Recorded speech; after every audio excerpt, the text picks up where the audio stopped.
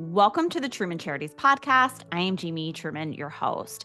If you don't know much about Truman Charities, we are a 100% volunteer-based organization. Outside of this podcast, each year we host 3 events for different charities. We started in 2010 and we've raised over $2 million since we started. And each year we have a derby party, we have a family fun event, and we have a Halloween party. So I am very excited to talk about our upcoming derby party on May 3rd. This will be benefiting Interfaith Works. If you guys have been listening to this podcast for years, you know Interfaith Works because I had interviewed Courtney Hall, the CEO, about 4 years ago when we just began. However, a lot has changed, as you know, in the past 4 years with different organizations. So I wanted to bring Courtney back on so you could really understand why we chose Interfaith Works for one of our events. They have so many different services and so many different people that they're helping within Montgomery County. They have emergency shelters, they have supportive housing, they help with essential needs. They also are really big in their vocational services, which is their job training program, which is where the majority of the money raised at our derby party will be going to their job training program. We are a 100% volunteer-based organization, so 100% of the money raised, every single dollar raised from our derby event will go straight to Interfaith Works. When I talked to Courtney, we talk all about everything that they're doing to help people in Montgomery County, but we also talk about our great event. We have some amazing prizes. As you know, my husband, Jerry, is so good at getting the best prizes. We talk about different trips that we have offered. And then also, as you know, my favorite, Boone & Son Jewelry. Daryl Boone has been a big sponsor for so many years. I got all my jewelry from there, engagement ring, wedding ring, all my earrings, everything that I get is always from Daryl. So we have a lot of things to cover. I really hope that you enjoy listening to Courtney and the updates on Interfaith Works. And then, of course, if you have any questions about our upcoming derby party, you can always email me at info@trumancharities.com, and you go on trumancharities.com to go to the registration, and then that's where you can get your tickets for the big event. So I really hope that you enjoyed this conversation with Courtney as much as I did, and I cannot wait to see you May 3rd for our derby party. Courtney, it's so good to talk to you again. I haven't spoken to you, in a couple years, I think. So I'm sure there's a lot to catch up on, some new stuff that you guys have going on. So I'm excited about that. So thanks for coming on. Certainly. Nice to speak with you also, Jamie. Yeah, so I thought it would be a great idea for us to have you come back on, tell us about like the updates to Interfaith Work, since we'll be having our derby party together on May 3rd. That'll be at Tommy Joe's. And I want to tell everybody that's listening some great items that Jerry just got for us. So our good friend Mark Freeman, he donated a 10-person in-home Italian dinner for you. And you just bring your friends to your house, and then we take care of the rest. And then you have a 6-person wine tasting with One Hope Vineyard. We have a MGM National Harbor one-night stay with show and dinner. And then we also have a Hard Rock. So that will include dinner, show, your room, and then a limo up and back. So we're working on some great stuff for you guys for this derby party. Are you excited about it, Courtney? That is very exciting, Jamie. Those are amazing prizes. It's going to be really fun. So I cannot wait. So I want everybody to learn about Interfaith Works and understand why we thought it was so important to support your organization for one of our events that we have. But first, before we really get into Interfaith, I want people to learn a little bit more about you. So tell me about your background and kind of what inspired you to focus on helping nonprofits and then stay in the nonprofit world. Sure. I'm a trained social worker, professional social worker. I have my bona fide master's degree and all. I started my career in child welfare and worked in that probably for the better half of more than a decade, working with families who were very, very vulnerable by the time they got to the child welfare system. And too often, we had to make the decision to remove the child from the home. And that really, just seeing that play out year after year after year, became pretty distressing. And I began to think about whether there was an opportunity for me to use my skill set to impact families further upstream that really didn't have a support network that could help to support them. So I started some work in DC, working with an affordable housing provider where we built the homes and then serviced the people who were living in the apartments. And then I learned about Interfaith Works. And what attracted me to Interfaith Works was the comprehensive way that we approach this work. So not only do we help people who need housing, which was at that point was what I was familiar with, we also serve people food. We also provide fresh groceries. We help people get a job if that's what they need, a more sustainable job. We help people if they run into trouble. So if they need help paying their rent or keeping their lights on, we help them with that. And then, of course, we also offer shelter and a variety of affordable housing options. And so for me, that presented a really, really unique and very comprehensive way to address this core issue of poverty that I really had been seeing throughout my career. And I've been doing this for the better part of 4 years now, and I'm super excited to continue doing this work and happy to partner with Truman Charities. Oh, thank you so much. And so tell me about how many people that you guys are serving within Montgomery County. We serve about 35,000 people in Montgomery County every year, and that's across all of our programs. Wow. Do you have any examples in your head of either an individual or families that you guys have helped? Sure. Someone that I've thought of and that we served, we'll call her Melanie, right? So Melanie got into a car accident and she couldn't work because of the car accident. So as a result, not only did she eventually lose her job, but she also lost her health insurance. The stress of just trying to recover and also not knowing how she was going to pay her bills, that caused high blood pressure. And eventually she had a stroke. She tried for a long time, worked with her family, stayed in a variety of folks' homes, finally got to hotels, tried that for a while. And when all of those options no longer became viable for her, she came to one of our women's shelters. And from there, she worked with our team, with the case managers there. She was then able to get into our short-term housing program called Rapid Rehousing. She's able to get connected to all of the medical care she needed. She's able to get another job and has her own apartment now. And so that's an example of someone who's moved throughout our system. And that's one of the reasons, again, that I love Interfaith Works, because of the comprehensive way that we approach people who are experiencing poverty. So you've got Melanie, who started with shelter, went into housing, was connected to work, and also has all of the medical care that she needs. That's not always the perfect example, but I think it's a pretty good example of how people are able to benefit from the services and programs that we offer. Yeah. When I had first spoken with you years ago, when I talk to people about Interfaith Works, I say the same thing. I say that it's such like a comprehensive way about going about helping people from not just housing, but to help them getting a job. And were you at all surprised about the need here in Montgomery County when you started? Absolutely. So I can joke about it now because I consider myself part of the community. What folks, when people think about Montgomery County, they think about extreme wealth, which exists for sure.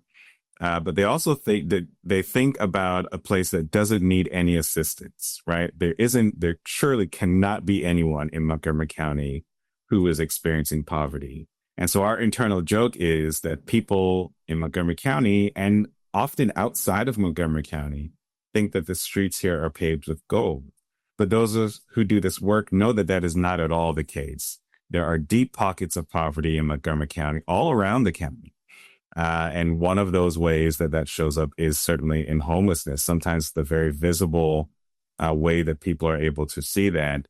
Also, during the pandemic, I think that many people began to understand that, in fact, their neighbors, their actual neighbors, the people who they know, may have been living one or two paychecks away from poverty, because they would come out of their car, out of their driveways, and they would see these long lines at the local faith house, the local church, the local synagogue, the local temple, where people were lining up for food. And I think that was very jarring for many people. And that I think is a really good illustration of the poverty in the county. Right. I was talking to another organization and I was really shocked to find out that a third of the kids in Montgomery County Public Schools are on the free and reduced lunch program. So there is a lot of need in Montgomery County. So I really love what you guys are able to do. So let's get down to your programs that you offer. So first you have your emergency shelters. Tell me a little bit about that. Sure. So we operate 4 shelters in the county. 2 of those shelters are the only shelters for women. And shelters vary in size. Somewhere between 50 and 40 people can sleep there a night. But because homelessness and shelter is cyclical, we end up serving thousands of people every year. I'll highlight one of our sites, Progress Place, in downtown Silver Spring. And that particular site, we serve hundreds of people every year who are coming because of the extreme cold outside. So it's what we call hypothermia season. And at that time, we really just expand our shelters. We have space for people to sleep on the floor because our primary purpose at that moment is to get people in out of the cold. We know that people can freeze to death, and that is what we're primarily concerned about. So at Progress Place, overflow season is ending at the end of this month. But on any given day, any given night, you can see, more than 100 people sleeping because they're able to come in and have a warm and safe place to remain. Wow. And let's talk about your supportive housing. Sure. So we have a variety of supportive housing programs, both shorter term and longer term programs. The shorter term program I mentioned was called Rapid Rehousing. Mm-hmm. That's the program that Melanie was able to participate in. And it's really designed for people who have some barriers, but the barriers are not so extensive like a long-term disability or long-term medical problems that would prevent them from earning enough money in the marketplace and through employment so that they are able to afford rent. So that's a set of programs that we have. Then we have longer-term supportive housing programs called permanent supportive housing.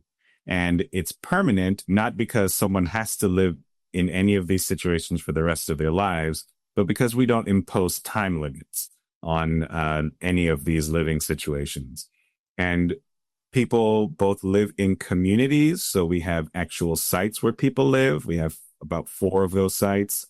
And then people also live out in the community where, again, they could be your neighbor and you would just never know. And we designed it that way because our goal is to have people live as independently as possible. And they benefit from a case manager coming to visit them at least once a month to come and check on them, make sure they're still connected to the services they need, and that if they run into any trouble with anything, there's someone there to assist. Oh, so tell us a little bit about the essential needs that you offer. Sure.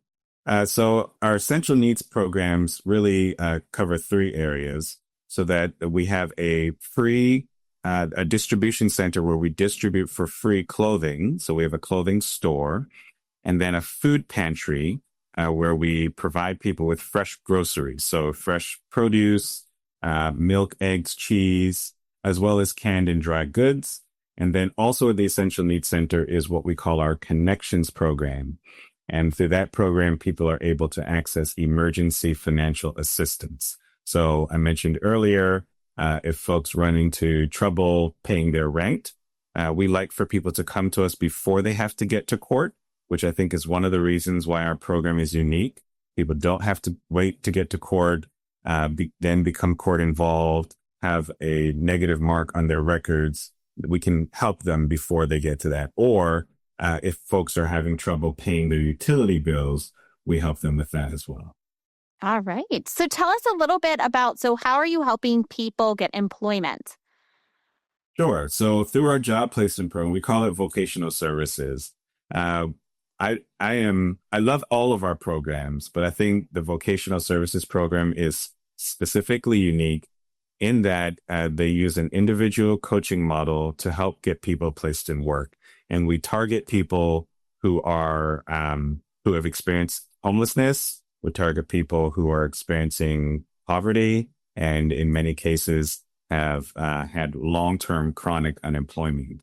And that one-on-one coaching model works really well because these are typically people who have not had seen any success accessing other programs, other more mainstream job placement programs.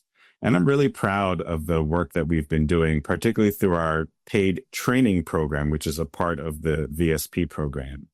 And so through that program, we pay people to go through training because we've always heard from our clients that they are interested in gaining certifications or going through other forms of training that will better position them to secure a more stable job in the marketplace.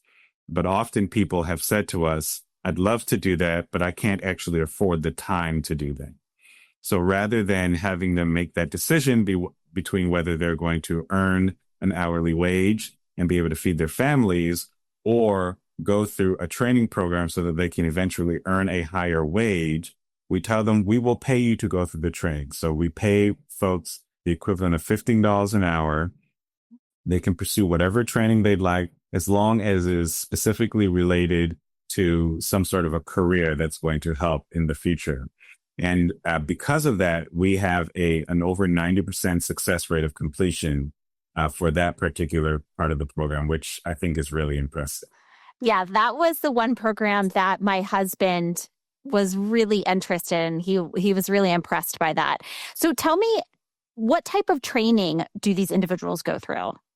Any sort of training, literally. So we have people who will do something. So we serve many people who don't have English as their second language or as their first language. So we will pay for people to go through that training, and that will help them as they're navigating the workplace. We pay for people who are looking to obtain their CNA, Certified Nursing Assistant certification, a commercial driver's license. So these will be your school bus drivers, over the road, 18-wheel truck drivers, those sorts of things. We have people who go through IT training courses, if that's their interest. So really, when I say it depends, we really do try to counsel the folks that we're serving to help them find a path for them that makes sense. But that individual coaching model really relies on people as a part of their assessment saying, this is what I'm interested. How can you help me to pursue a job, a place of employment that would work with my dream? Is there anybody that you can think of that went through your training program, your job training program, that has had a successful outcome?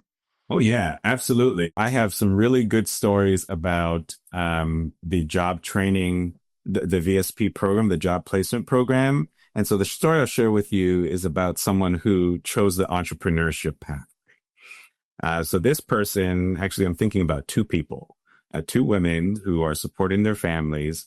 The first person has a background in making like snacks and food and things like that and selling it. But she couldn't work in the traditional workplace, so that was not going to work for her. But she had this side business and needed some additional help sort of getting her certifications, like the safe surf certification, food handling and things like that.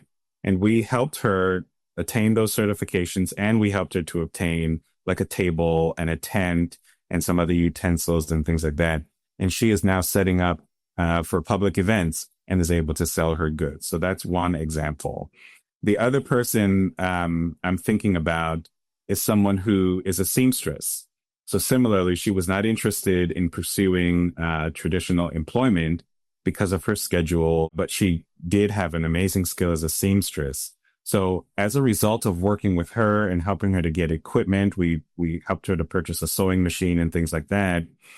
We are now evolving that into a seamstress or a sewing program where other clients are now coming to be trained at our Essential Needs Center, where this is in progress. So we will have an entire thing set up with tables and sewing machines where people go through a several-week course. And of course, they'll be paid to go through that course. And at the end, they will have honed the skill, and then be able to obtain their own clients as a result. Wow, that's pretty amazing. So we try to take a very creative approach to helping people get to their goal. Yeah, I love that. Since you've joined Interfaith Works, was it 4 years ago you said now? Yeah, 4 years. Within the 4 years, what's something that you've learned that surprised you? Yeah, so I've been surprised at the supportiveness of the community in two ways. One, just generally, our donors, our volunteers. I didn't mention that over 7,000 volunteers help us execute our work every single day, which is amazing. So over the course of a year, we have about 7,000 people who help us. So that was amazing. The belief and faith that our donors have in our work. So even as we navigated the pandemic and some really difficult times, we knew that we could always count on our donors and volunteers. And the other piece to that, in terms of community involvement, is our elected officials. When I came to this county, one of my colleagues who was working here already said, Courtney, who had also worked in DC, said, Courtney, you're going to be surprised at how accessible the local elected officials are. And I have been surprised at how, first of all, how much they get it, and then how willing they are to lend their expertise, to lend their support, to really support our story and the work that we're doing in the community.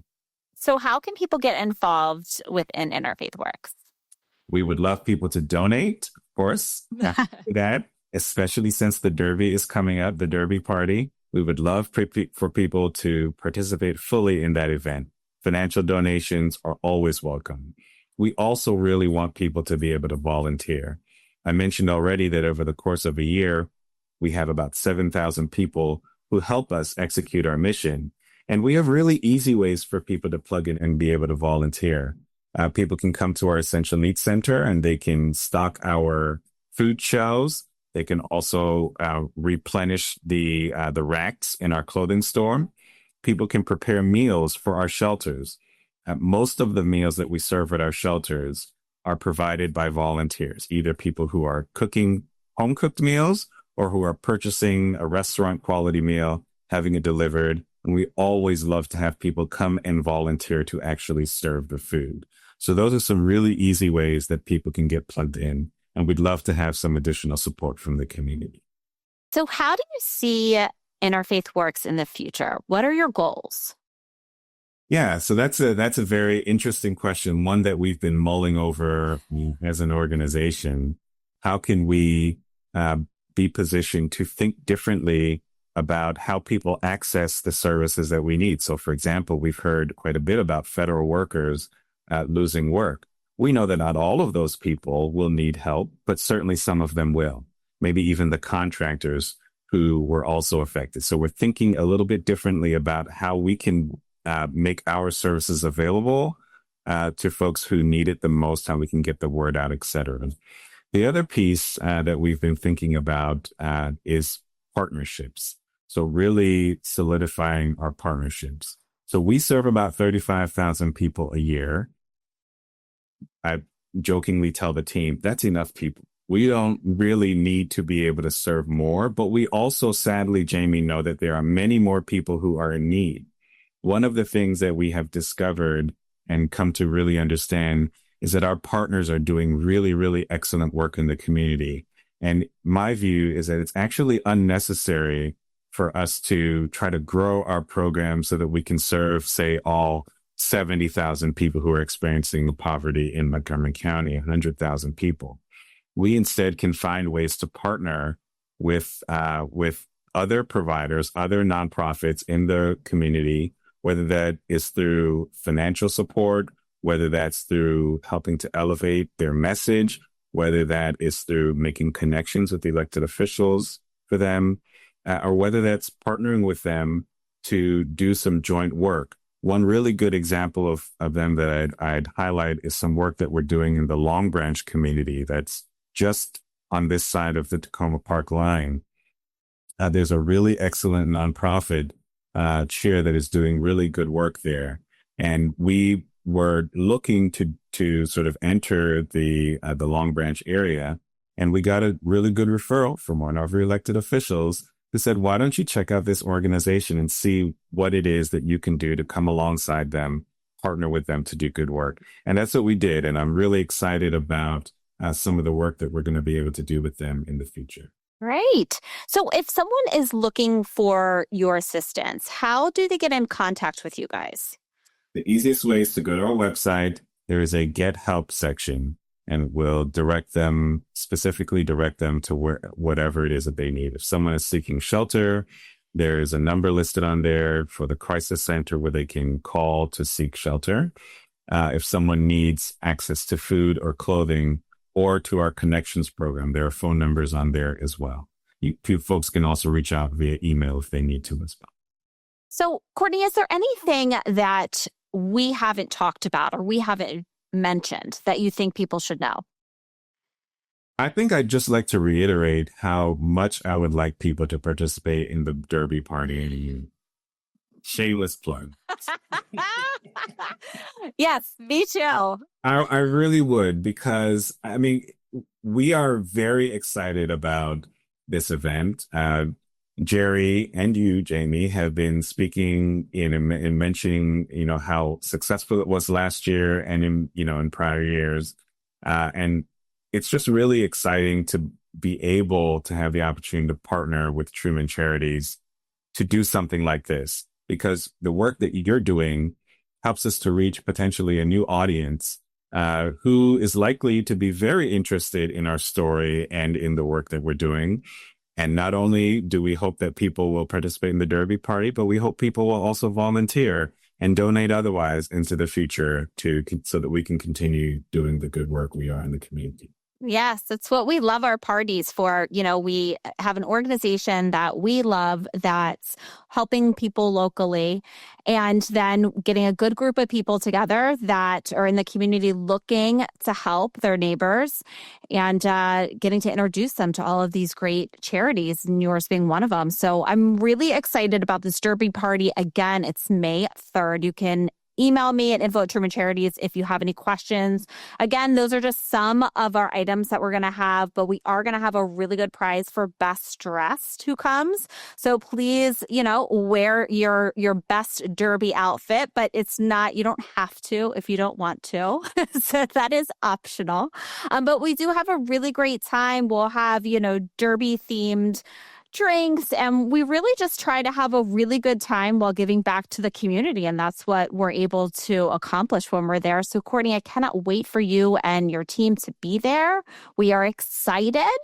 And look on the show notes, everybody, so you can either get involved in Interfaith Works and get in contact with Courtney and his team.